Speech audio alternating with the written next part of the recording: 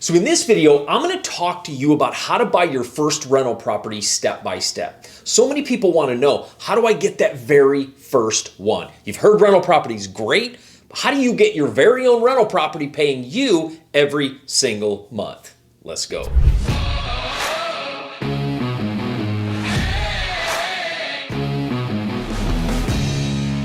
Hey there, my name is Mike Fritz. I'm the founder of Titanium Capital Investments and Power Up Real Estate, and I am totally an addict. I'm addicted to investing in real estate that pays me every month without having to be there. And I want to walk you through how to get your very own piece of real estate and your very own rental property. So make sure you subscribe to the channel, smash that thumbs up button. I mean, do a cannonball on that sucker. Let us know you love the video. Also, turn on that bell notification so you get notified every time we do a video. Rental property is the most powerful thing to own when it comes to investing because it pays you every single month. And here's what I love about it paying you every month. When rental property pays you every month, it's not like a loan or you're not taking money out of the property's value. You're getting paid every month in cash flow and the property's appreciating in value. So the property's growing in value, it's paying you a monthly fee, and you get to depreciate it on your taxes.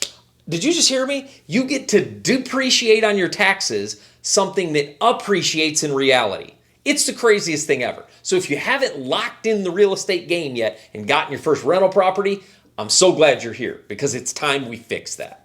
The very first thing you're going to want to do is get your finances in order. Now, getting your finances in order has a couple nuances I want to talk through. The first thing you want to do is you want to make sure you work on getting that credit score up. Because when you get your first rental property, they're going to take a check at your credit and see where you're at. So you want to make sure you knock out as much consumer debt as you can. If you have some credit card debt, get that junk off there. Don't put, by the way, any consumers and consumer goods on credit cards. Don't worry about TVs and all that stuff. If you got to put necessities on a card in order to work through life and make it for a few months until you can get the job that earns the income to support your life, fine, but let's not put consumer goods there. So we're going to work on getting our credit score up and we're going to start knocking consumer debt out of the way. The next thing we're going to do by getting our finances ready is prepare our taxes. Because here's the thing, most banks are going to want 2 years of tax returns to show that you can properly pay for this rental property. Now here is a caveat. Some of you may be entrepreneurs like me, and maybe you don't have 2 good years of cash flowing personal tax returns to actually give to the bank. So if you don't have 2 years of tax returns to show you can support this property, most banks are going to turn you away. And this is what gets a lot of people in trouble. People hear things like that. They hear that you can't get a rental property, an investment property, unless you have 2 years tax returns. And they think, shoot, I got to get that 2 years tax returns. There's always a way to get it done. I promise you, there's always a way to get real estate done. Number one, you don't have to be the only person on the loan. What if you partner with another investor that comes in and their value to the deal is they help you secure that loan? Again, thinking about step by step, the first thing we got to do is we got to get our financial house in order. And then the next thing you're going to do is you're going to talk to a lender. So the second thing you're going to do is talk to a lender and ask them, what programs do you have available for investors right now? What does it look like? What do you actually need from me? You might find a bank that's a little bit more aggressive. Maybe they have a little bit higher interest rate, but they only require 1 year tax returns. So banks are very flexible. Different banks have different programs. So talking to 2 or 3 banks and seeing what they can offer and what kind of deal they can give you is a really good, is the next step in the process to make sure that you can get a real estate deal done and you can bust into the rental property game. Get our finances in order, then we got to talk to that lender. Number 3, we got to pick the area we're going to buy our real estate. Now, I want to first say most people buy real estate, their first rental property, where they live. And that's understandable. They want to check in on it, make sure it's good, make sure the tenant gets rent on time, make sure the tenant's not tearing the place to the ground. I get all that. But I also want to expand your mindset a little bit. Now, I don't own any real estate in the state I live. All of my real estate is across the country. And I could not imagine it being any other way. Not that I wouldn't own real estate where I live, but some of you may live in places where owning rental property, it's not a great place for rental property. For example, if you live in an area that's a really tenant-friendly area and you get into a rental property and it takes you 18 months, like in New York, to evict somebody, then that could be very detrimental to your rental property. So don't buy real estate just because you live there. Don't buy rental property there just because you live there and that feels safer. Sometimes that's much more dangerous if you live in a tenant-friendly area. You want to buy real estate in areas that are appreciating, the values of places are going up, but there's two real factors: job growth, landlord-friendly areas. You want to buy real estate where jobs are growing, where jobs are moving to, because we're talking about rental property here.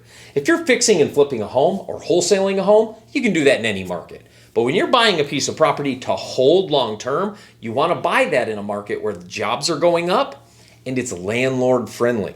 It's landlord friendly, meaning if a tenant doesn't pay rent and they don't keep up their end of the bargain, we can move them out and bring another tenant in that can. And again, this is how you choose your area. So after we've talked to the banks, we've gotten our finances in order, we got to pick our area, and we pick our area based on those metrics. Then number 4, you got to start looking for properties in those areas. And I look for properties through real estate agents and commercial brokers, depending on what kind of real estate you're looking for. If you're looking for a single family home rental property, a normal real estate agent will work. If you're looking for a multifamily building like I purchase most of the time, you're going to look for commercial real estate brokers, because those are the people that really have a good beat on the deals. And here's the cool thing about working with agents. Not only do they have a beat on what deals are moving and where are some good ideas to invest, but they also know what parts of town should you not invest in. For example, Atlanta, Georgia, amazing multifamily market, but there are some parts of Atlanta you don't want to invest in because it's not a very, very good and safe area. So again, real estate agents are great to help you know what areas of town are really on the upswing. Number 5, we got to evaluate the property. So let's say one of those agents shoot us a property. Now it's time to evaluate that property. But what comes into evaluating a property? There's 4 things. First, we look at the income. So we look at how much money is coming in, how much money is coming into the property, how much rent is coming in every month. Then we look at the expenses. How much money is going out? Do we pay utilities? Do they pay utilities? Is it in a place that needs snow removal and lawn care? Are we going to have the tenants take care of that? Or are we going to take care of that? So we have to understand, first we have to look at the income, then we look at the expenses. And an easy way to look at the expenses is see, what is the current owner doing? Are they currently paying for all of that stuff? Because that tenant is usually accustomed to that financial structure. So if they're dealing with snow removal, landscaping, and all of that, then you're probably going to have to put that into your evaluation sheet. So when we get our income, then we take out our expenses, and now we've got this leftover number. Now, some people would say that's the net number. That's actually called the net operating number. And the reason it's still operating is because we have one more expense to take out of that net number. That's our mortgage payment, right? So we take our mortgage payment and our debt payment out of that, and then we have our net income number. That's the number that matters to us, all the way down to our net income number. That's how much money you're going to make every single month. So after the third, figuring out your net income number, we come to our fourth. The fourth thing you want to look for in a rental property is where you can add value to the property or where you can renovate the property. So can you fix up the outside with some light renovations, some shutters, some new siding, some windows? Can you fix up the inside, maybe paint it a different color, do the floors, fix up the kitchen and baths a little bit, and kind of spruce it up so you could get a little bit more in rent? What renovations can you do in order to make the property more valuable? Not just more valuable if you sold it, but more valuable to a tenant. You know, when you put in good, nice flooring and nice cabinets and stainless steel appliances, you can rent that for a lot more money. And so the idea is you want to find a property that has light renovations. Please don't, on your first rental property, buy a full gut job down to the studs. Please don't do that. I've done that before, and it's a lot of work. And so you want to buy one that just needs some light cosmetic renovations.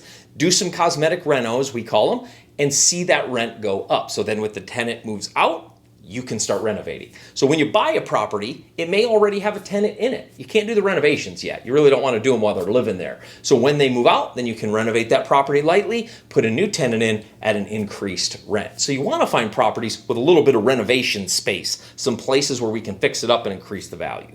So the sixth thing you do after an agent or broker sends you that property and you evaluate it, it's time to start making some offers. It's time to start making some offers. Now, your agent will often kind of guide you through the offer process. They'll tell you what the property's worth, what the comps in the area are, what rents in the area are. They'll help you navigate that. But the other thing they'll do is they'll be able to talk to the other agent who listed the property, or maybe they listed the property. If they've listed the property, they'll tell you what the seller's probably willing to take, what the seller's looking to get out of the deal.